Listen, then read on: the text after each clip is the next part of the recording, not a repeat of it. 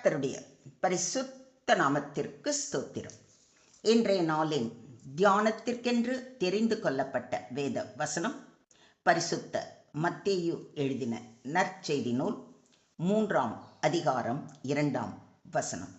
மத்தேயு 3:2. மனம் திரும்புங்கள், பரலோக ராஜ்யம் சமீபித்திருக்கிறது. Repent, for the kingdom of heaven is at hand. மனம் மாறுங்கள், ஏனெனில் விண்ணரசு நெருங்கி வந்துவிட்டது. ஆமென். இன்றைய தியான வசனம் மிகவும் ஆழமான மற்றும் முக்கியமான வசனம். இது யோவான் ஸ்நானகனின் மைய பிரசங்கமாகும். இது குறித்து சற்று விரிவாக தியானிப்போம். மனம் திரும்புதல் என்ற சொல்லின் ஆழத்தை முதலில் பார்ப்போம்.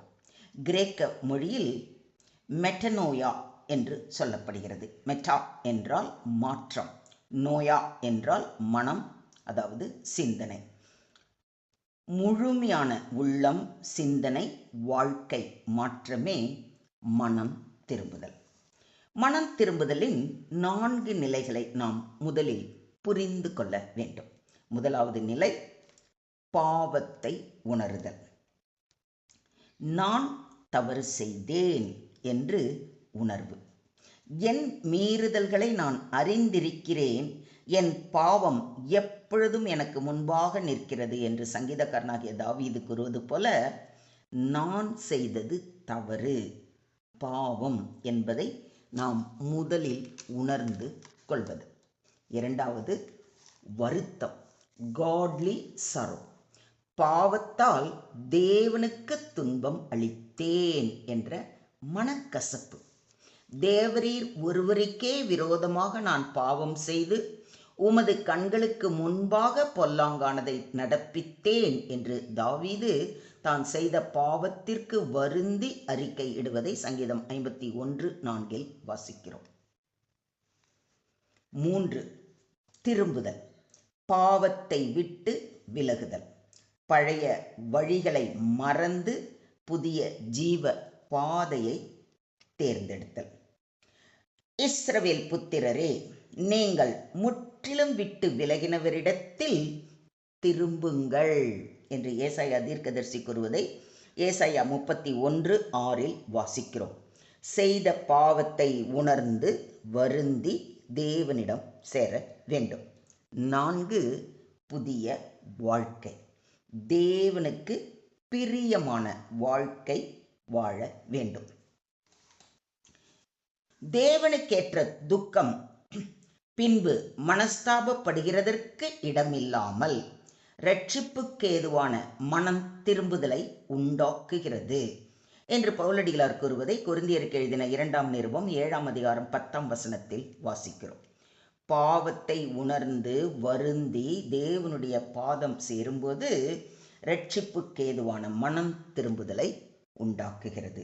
ஆக மனம் திரும்புதல் என்பது செய்த பாவத்தை உணர்ந்து வருந்தி தேவனிடத்தில் சேர்ந்து அவருடைய வழி நடத்துதலின்படி புதிய வாழ்க்கை வாழ்வது. பரலோக ராஜ்யம் சமீபித்திருக்கிறது என்று சொல்லியிருப்பதை கவனியுங்கள். பரலோக ராஜ்யம் என்பது ஒரு இடம் மட்டுமல்ல, தேவன் ஆட்சி செய்யும் நிலை. God's rule in the heart.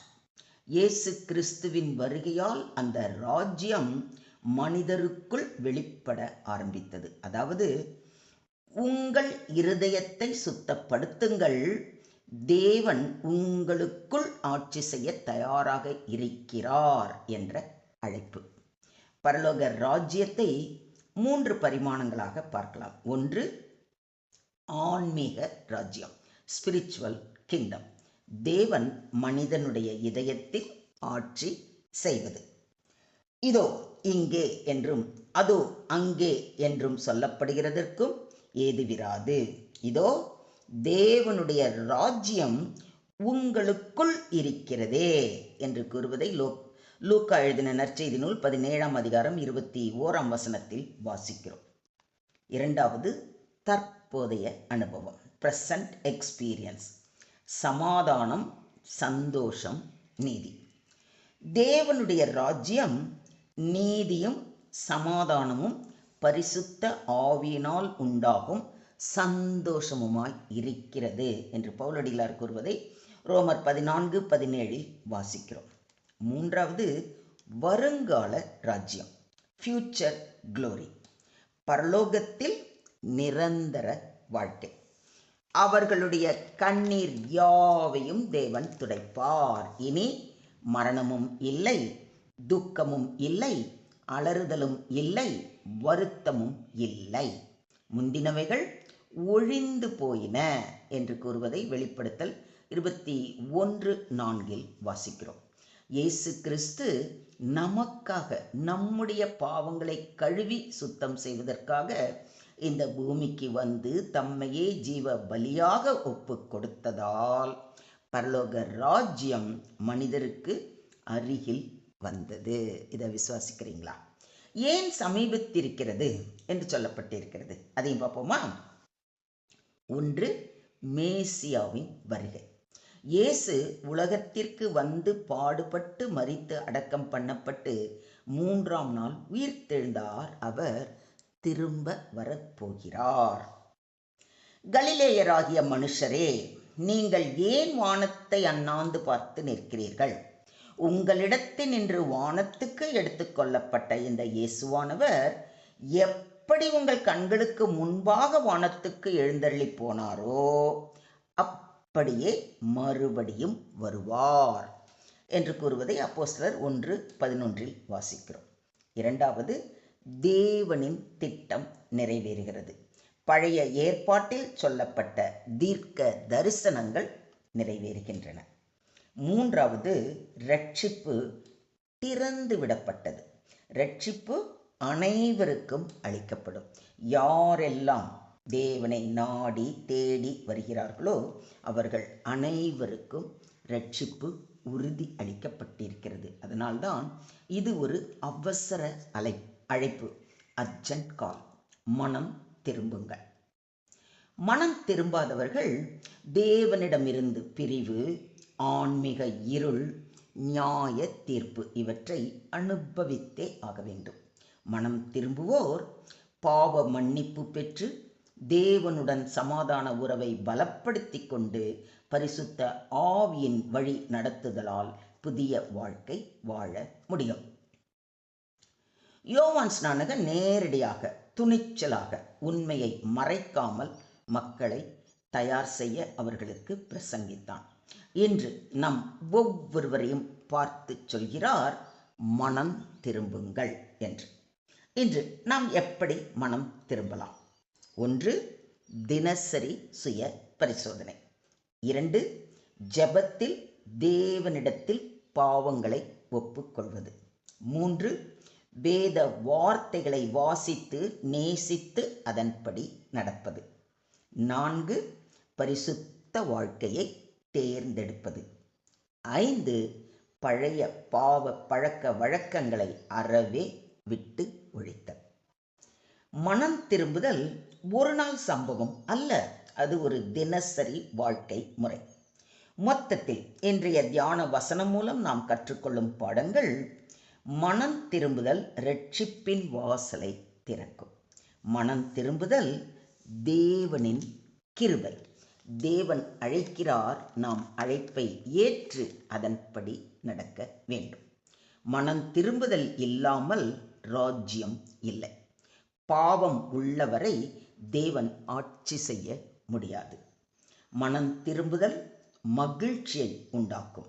மனம் திரும்புதல் நித்திய வாழ்க்கைக்கு வழி. சுருக்கமாக சொல்வதானால், இன்றைய தியான வசனம் ஒரு எச்சரிக்கை, ஒரு அழைப்பு, ஒரு வாய்ப்பு.